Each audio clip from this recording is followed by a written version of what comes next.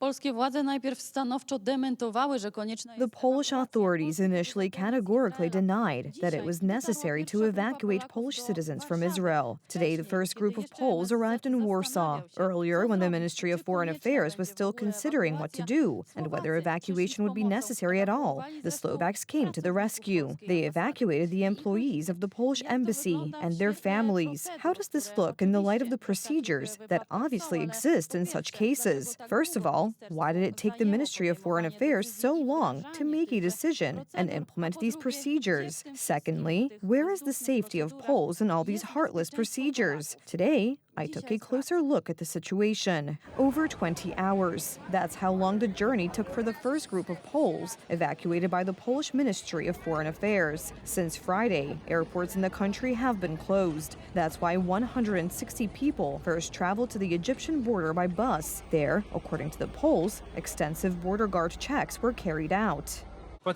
After I returned from the shelter to my room, I received a message from the consul. The departure is tomorrow. Do you want to go? At 1:40 a.m. In Egypt, we lost contact with them. But fortunately, just before 7 a.m., they arrived by plane in Warsaw. 6:50 a.m., the first group of Poles has just landed in Warsaw. They left our facility in Tel Aviv and arrived in Poland via Egypt. Another flight tomorrow. Come back safely. This is the first clear statement from the Minister of Foreign Affairs on the evacuation of Polish citizens in 5 days. Earlier, as he himself admitted, he did not consider evacuation necessary. We did not know that rockets would reach Israel and that the number of our citizens there had increased, despite repeated recommendations not to travel there. But while the minister was complaining about the Poles and wondering whether evacuation was necessary, the families of embassy employees knew that it was dangerous. They evacuated with the help of the Slovaks. Irresponsible, according to the government. The Poles did not listen. The government waited. And in the absence of a decision from Warsaw and the downplaying of the scale of the problem, the honorary consul from Bethlehem, who was responsible for transporting people, presented his commercial offer. The honorary consul, who is also the owner of a travel agency, wanted to do good, wanted to help, at a time when no government decision had yet been made. At the same time, other countries took matters into their own hands. The Slovak consul paved the way by guiding people across the borders. The first evacuation route led across the border with Egypt to Warsaw. It was longer, but safer. The next one will lead to the border with Jordan, then from Amman to Warsaw. The route is short, but much more dangerous. Tomorrow, 65 Polish citizens will set off on their journey.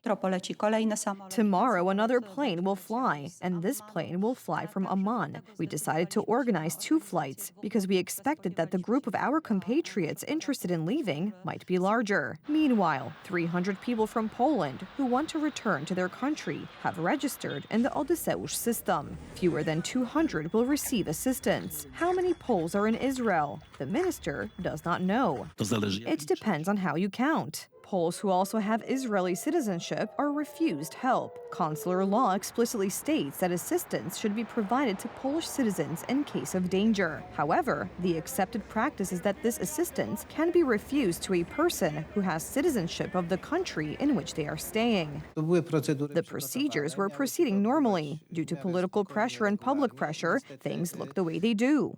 According to the spokesperson, those responsible for the huge communication chaos are eyewitnesses and journalists, not the ministry. And on top of that, there is the opposition, which took everyone on board 2 years ago. And a few days after the bombings in Hamas, the Poles returned to Warsaw.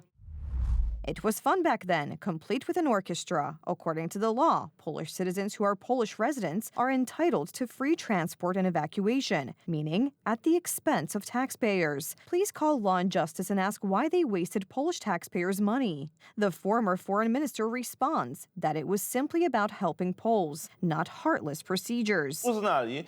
They decided that the interests of Polish citizens were less important than pressure from some European Union countries. But when the Slovaks decided independently to carry out such an evacuation, then under pressure after a 2-day delay, the Polish Ministry of Foreign Affairs made the same decision. And in crisis situations, we cannot afford even a few hours of delay. Unfortunately, Polish people who were left to fend for themselves in a country at war assessed the actions in a similar way.